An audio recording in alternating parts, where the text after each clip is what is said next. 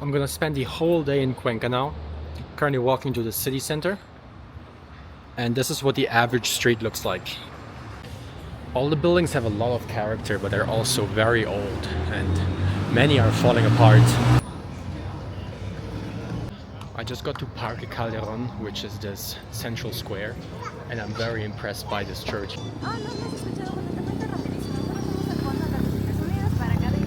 Got some churros.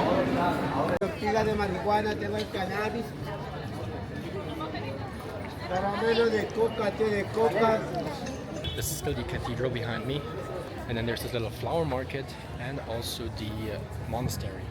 I'm pretty sure I read about this at some point, that they took like a National Geographic episode or something in here. And these people were just filming a viral trend.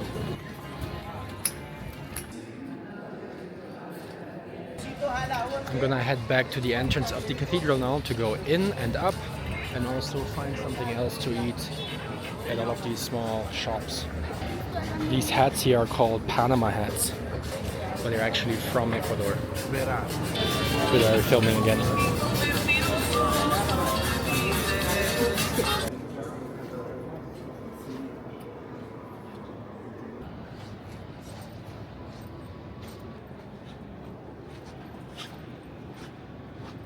And now to go up, ticket is just $2.25.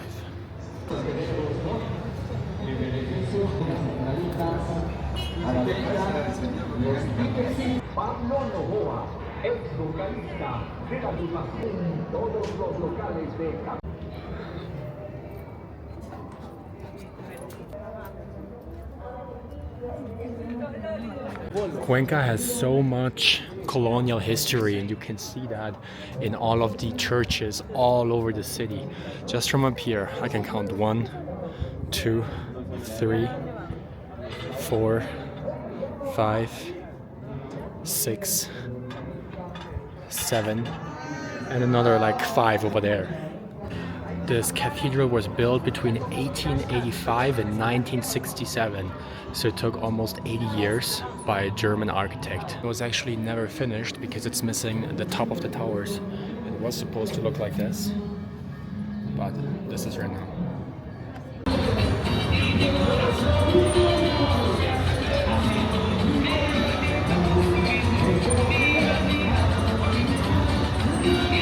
I'm now at the Museum of Pumapungo, which is an archaeological site here in the middle of the city.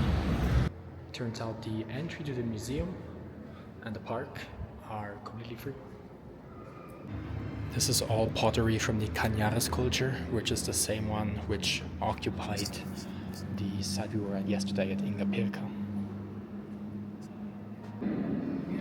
And the only tools they had was obsidian and bronze.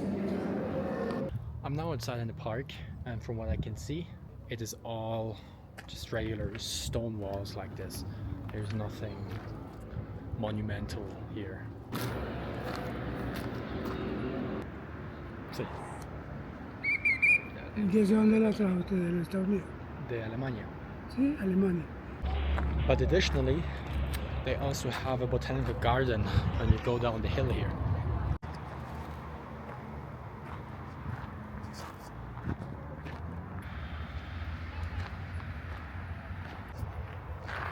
Hold on for a moment. Up there, the walls are all shitty and full of cement. But this, it's not big megaliths, but these are like perfectly fitted. And here too. Someone took a long time putting this together. Finding an edge for every single indent like this. A lot of work. And in this pond, the famous Andean koi fish. Who doesn't know them? And why is the water so clear?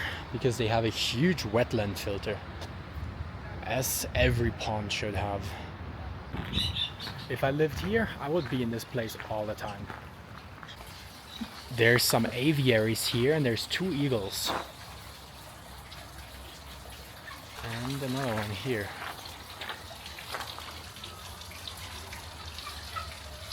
In here, a bunch of parakeets, blue-headed parrots, more raptors,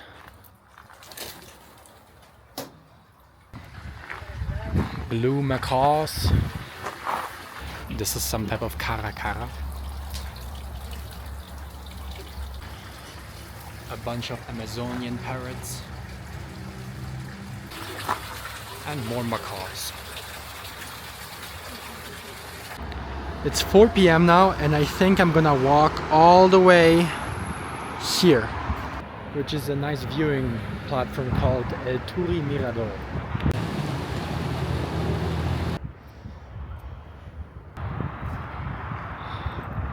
The entire neighborhood I walked through, including this hill, is all like higher profile buildings, and some even like luxury or as far as luxury can get you in Ecuador, like this one. You have the cathedral here in distance, the museum and archaeological park here, and this is El Mirador del Turi. It took just over 40 minutes to get here, and now I'm gonna eat something because I'm hungry and thirsty. Some nachos and lemonade. I was trying to fly here for sunset, but all of this is still restricted airspace or authorization zone, and I'm not able to unlock it.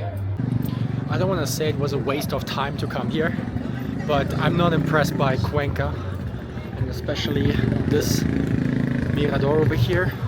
My food was below mediocre, and now I can't even fly my drone, which is not Cuenca's fault.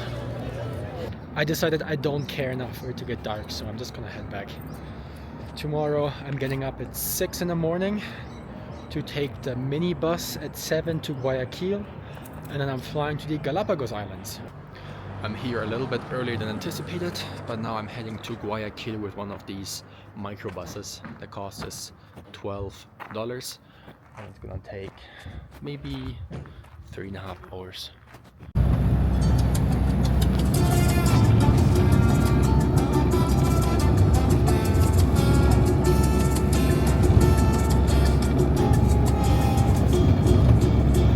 Drove for 1 hour and I took a stop at this cafeteria, and look at that view.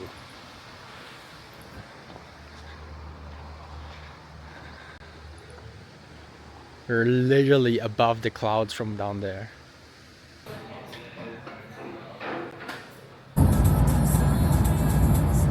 The driver took me straight to the airport. I didn't even have to get an Uber. And look at the amount of koi fish in this pond.